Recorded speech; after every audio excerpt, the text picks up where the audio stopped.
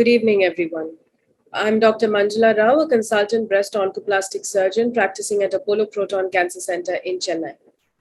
At the outset, I would like to express my gratitude to the organizers, Dr. Sudeep Gupta and Dr. Shona Nag, for inviting me as a speaker at this prestigious update.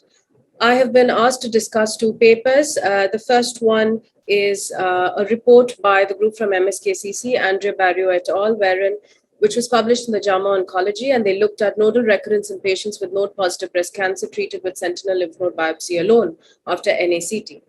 So we do know that patients were node positive at presentation and turn node negative after neoadjuvant chemotherapy. Various prospective randomized controlled trials have shown that when sentinel lymph node biopsy is done for axillary staging, the false negative rate can be less than 10%, and this rate decreases with increased number of nodes that are excised.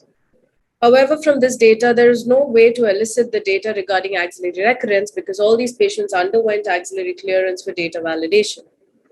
This is why the group from MSKCC, they decided to do a retrospective study wherein they looked at the group of patients breast cancer patients with stage 2, stage 3 disease with biopsy-proven nodes in the axilla who turned node negative after neoadjuvant chemotherapy between November 2013 to 2019.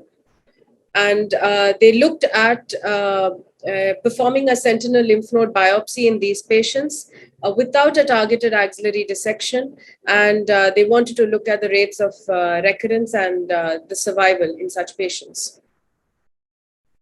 So based on the results, 91% patients converted to clinically node negative axilla and they received sentinel lymph node biopsy. Because the process was highly standardized at MSKCC, they were able to remove more than or equal to 3 nodes retrieved in 92% of these patients. 234 patients became node negative after chemotherapy. At a median follow-up of 40 months, there was only 1 nodal recurrence in patients who refused adjuvant RT within the first 5 months. 1 patient had loco-regional recurrence in 6 years after surgery, and 13 patients had distant recurrence. The 5-year distant recurrence-free survival was 92.7%, and the 5-year overall survival was 94.2%. What is encouraging in the study is the clinical pathological characteristics. There is a good representations of patients with poor differentiated biology as well as a good representation of patients who are both hormone receptor positive as well as negative, and equal number of patients having undergone both mastectomy and breast conservation surgery. So the authors concluded that most prospective studies establish accuracy of sentinel lymph node biopsy by performing an axillary lymph node dissection. But this study provides the data regarding the safety of surgical de-escalation in patients with clinically node positive disease who become node negative after neoadjuvant chemotherapy without performing an axillary lymph node dissection. Now, the pros and cons of the study, first of all, they've looked at a good number of patients, and because the technique is so well standardized at the institution, the sentinel lymph node biopsy yield is quite high. And it is an advantage that they have been able to show lower rates of recurrence and equivalent overall survival, despite not having done a targeted axillary dissection, because that consumes more resources. And fourthly, as mentioned earlier, there's a good representation of higher grade tumors and tumors of all biologies. The cons, however, again, this is a single institution study, and the efficacy of sentinel lymph node biopsy in this particular center is very, very high. So it is not very easy to extrapolate this and to have it reproduced in the other centers. Secondly, the follow-up is very, very limited. As mentioned in the study itself, the follow-up given for the sentinel lymph node biopsy without axillary lymph node dissection group is just more than 1 year, which may not be adequate to assess the axillary recurrence.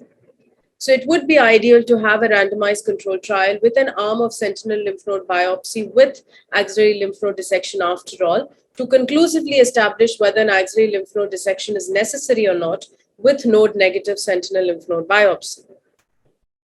I think the data is particularly encouraging. It is practically, it is easier to perform the sentinel lymph node biopsy rather than a targeted axillary dissection, less time consuming, and So it's easier to perform, and the data looks encouraging.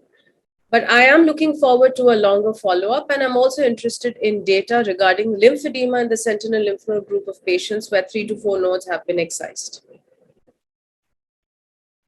The next paper that I'll be discussing is by Anna Weiss et al., published in the Annals of Surgical Oncology, wherein they looked at the factors associated with nodal pathological complete response amongst breast cancer patients treated with neoadjuvant chemotherapy in the CALGB 40601 and 40603 trials.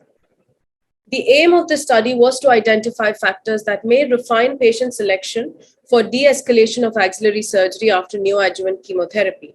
So they decided to look at two groups, the CALGB 40601 study group, wherein they looked at stage 2 or 3 HER2 positive patients who received paclitaxel with or without lapatinib, with or without trastuzumab, or a combination of both, and CALGB 40603 trial, wherein again stage 2-3 patients with operable non-inflammatory triple negative breast cancers, they received paclitaxel with or without bevacizumab, with or without carboplatin, followed by dose-dense doxorubicin and cyclophosphamide.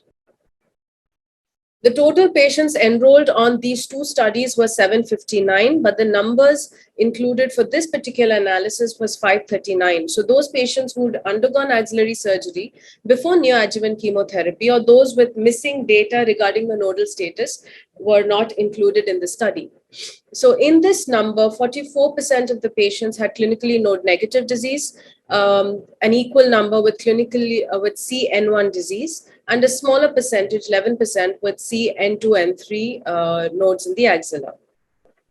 The rates of nodal pathological complete response depended on the tumor size, the lower clinical T stage, and they were more likely to have been CN0 at baseline and more likely to have been treated with sentinel lymph node biopsy as definitive axillary surgery, and more likely to have experienced breast pathological complete response. So if you see from this particular flow chart, compared to patients with clinically node negative disease, patients with node positive axilla at presentation are 80% less likely to have a pathological complete response in the nodes.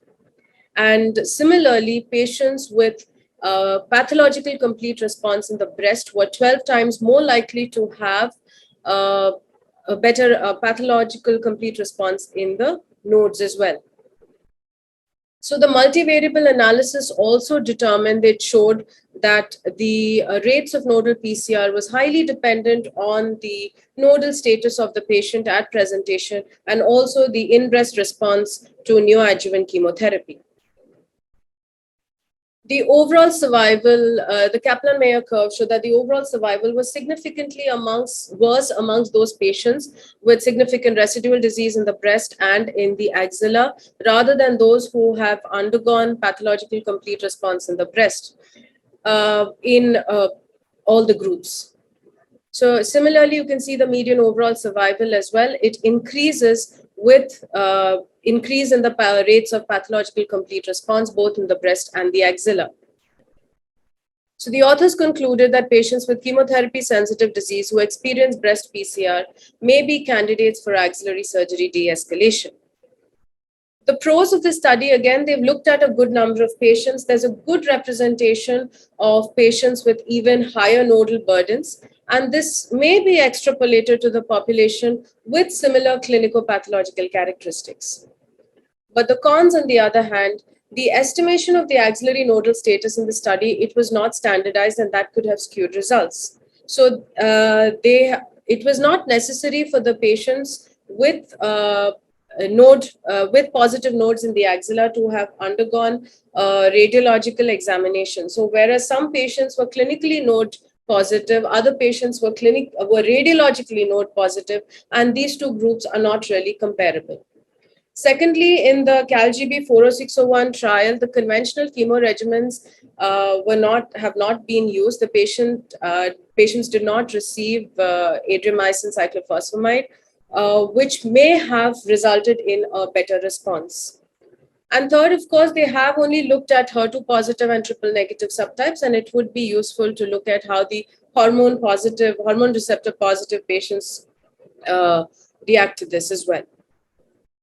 So I would consider axillary surgical de-escalation in very selected patients with smaller tumors, node negative, who are node negative pre-neoadjuvant chemotherapy, or an axillary with low nodal burden and favorable disease biology. We can consider de-escalation of axillary surgery based on the response of the breast disease to chemotherapy and initial nodal burden to begin with, as demonstrated in this paper.